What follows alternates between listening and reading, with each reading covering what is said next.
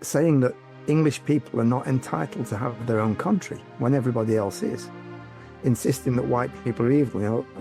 Anglos are inherently evil. That's Anglophobic. Anglos are responsible for any and all negative actions of members of their race throughout history. A few years ago, we used to wrote a book together called Anglophobia, the Unrecognized Hatred. I'd not. Oh, there we go. It's a bit blurry. Because I've got the my background blurred. Well, what I'll do is I'll put a picture right over you now with, there we are, perfect. And if you're interested in this book, there'll be a link to the book in the description of the video. Just click that and you'll go straight to the book, and please buy it. Yes, so I came across that, read about what it's about, and thought, I'll Google both of yours. So I Googled both of yours, and some videos came up of Frank discussing the book. Very interesting. And then I found Frank's email and he emailed him, and hence we are today. What's the history behind that book? Why did you both decide to write that book? Because it's a topic nobody wants to talk about. It's a word I'd not really heard about up to only a few years ago. So recently people have been using the word Anglophobia, which means hatred of the English. I'll hand over to you two gents. I actually started the thing, which is why Frank very generously allowed me to be the first author. And I started out as an article, which was it was a bit too long for an article, about 6,000 words. And it's sort of, this is the second time I've written a book by accident. And me and Frank have written together a lot. We work together a lot. And I originally wrote a different book. If you Google me, you probably would have come across The Story of Muhammad, Islam Unveiled. And this was very successful. Sold 35,000 copies without having the publisher. I was unknown, completely unknown.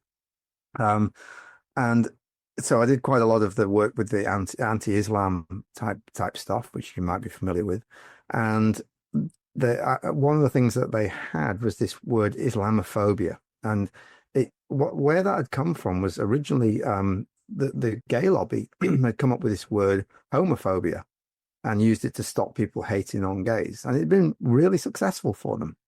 And so the Muslims said, hey, they took note, let's us use, let's us find the word. So they came up with this word Islamophobia and started promoting that. And then people weren't allowed to complain about Islam, even when Muslims were murdering people or raping them, whatever. So it was a really successful thing for them.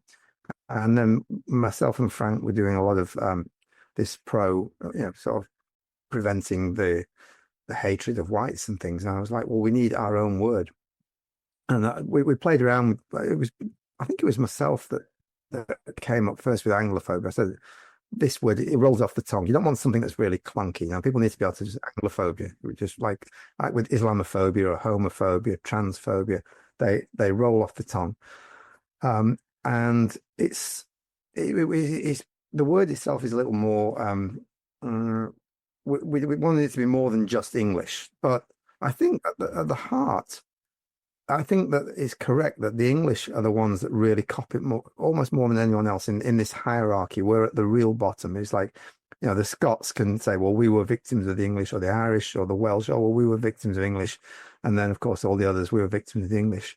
Or the others might say British, but at the core, it is English. But we meant it in a broader sense. In Australia, Anglo or English or British is almost interchangeable with European in this day. We had a big influx of Europeans, of Italians and the like, and so forth.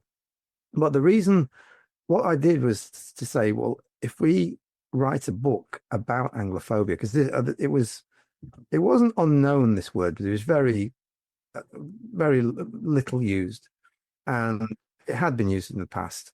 And I said, well, if we write a book, and what we can do is we can basically define the word.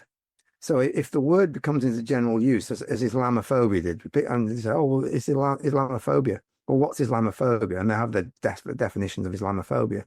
If we write the book, then we can set the definition of what it is. And so basically can write down a wish list, which you would have seen at the beginning of the book. There's a list of things. What is Anglophobia? And we say it's things like saying that English people are not entitled to have their own country when everybody else is. I mean, that's Islamophobia. Now, if this becomes accepted that, okay, Islamophobia is bad, well, what is it? Islamophobia? Well, Anglophobia. Sorry, Anglophobia. What is Anglophobia? It's insisting that white people can't have their own country, or insisting that white people are evil. You know, this list is there as that. And then Frank sort of took over and put in an awful lot of scholarship. He's by far the greatest scholar, and he also has he's a great keeper of records. Not records. What's the word? When he reads something, he catalogues them all. So he had all these examples from years and years back, which we were able to plot through ourselves and say, oh, this would be a great one, that would be a good one. So we put in all these examples of Islamophobia in these different categories, and that was the way that the book evolved. Excellent. Sorry, Frank. Yeah, it was very much the product of two people on the same mission. So we were intersecting, studying this anti-white, anti-Anglo racism, but from different positions. So I'm a professional academic, or I was, and I'm retired now. And Harry is a gifted writer and researcher and so on.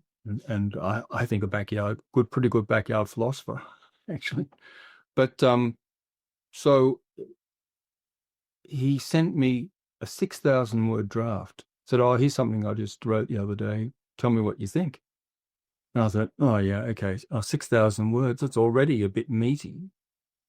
So I read it, and there it was. And it's an approach that had not occurred to me. So the standard academic approach is, by definition, boring. But Harry's gets straight into the issues. I'll read off some of the vilification headings. Anglos are inherently evil. That's Anglophobic. Anglos detract from, but never enhance, diversity, directly relevant to people's everyday life, people's everyday experience. Anglos are responsible for any and all negative actions of members of their race throughout history. And it goes on and like each chapter, each one became a chapter, and it speaks directly to people's everyday experience. So it was worth it. What we just discussed then is basically the first two chapters of the book I'm writing. So the first chapter I wrote is looking at anti-white hate, breaking it down, showing people how it's become so normalized, such as the term white supremacy. Everything is, all problems in the world stem from whiteness. And then the second chapter, I really went into the definition of Anglophobia, such as initially you think it's about English people, but then once you leave England, it's really about Britain. And then once you leave Britain, it's really about the Anglosphere. And then once you leave the Anglosphere, what they really mean is white people, Europeans. That's what they mean. And depending where you are on that hierarchy, depending how much Anglophobia you can suffer from. Hence why we have lots of people now who come under the term of European white people, but people now go out of their way to tell people that they're not white, that they're, we've seen in America where American politicians are claiming to be Native Americans. There's a white Jewish woman professor who spent 20 years claiming she was a black African American, until it all came out that she was just a Jewish girl who used to go to synagogue as a child and wasn't black at all. And we're forcing people to be embarrassed and to be shameful of who they are and their white ancestors.